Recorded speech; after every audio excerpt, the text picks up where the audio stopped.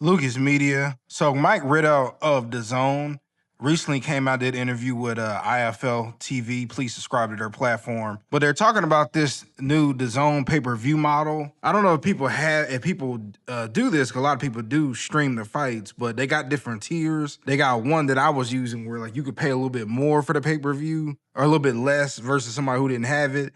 But now they came out with this tier where you can just pay for all the pay-per-views up for a year. You can pay it all at once. I think it's like $200 something, which if you're a boxing fan, is still technically cheaper than NFL Sunday Ticket. But you know, obviously everybody can't afford it. And I do know that there's a month to month. He was saying that it's a no-brainer. There's a couple fights coming up. Teofimo versus Shakur, which is I'm ready for that fight in New York City. And Moses versus Jermaine Franklin. Want to watch that fight. Of course, there's going to be a lot of fights later on this year. So that's 12 fights. That's what? One fight a month. So I'm assuming that that's their model they're going to go to. This is the thing that I question. If it's going to be a mega fights every month versus if we get a Teofimo versus Shakur every single month, and the undercard is stacked, then honestly, it will be worth it. But if it's going to be like how Showtime was, how HBO was, it was people you didn't even know about, but they're trying to tell you that these guys are big fighters, and they want you got to still pay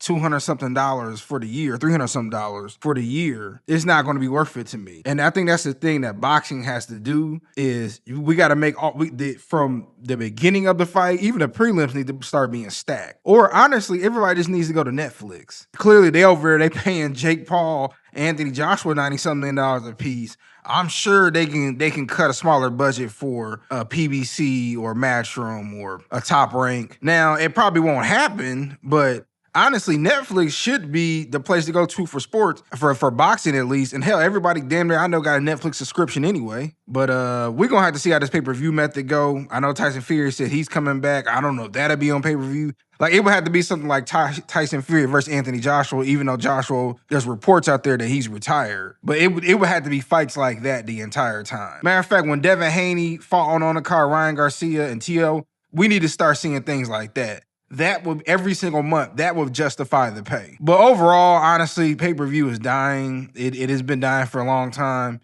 A lot of people are saying, what's the point when I can just click on a stream? But I just want to get my quick thoughts about it. What y'all think?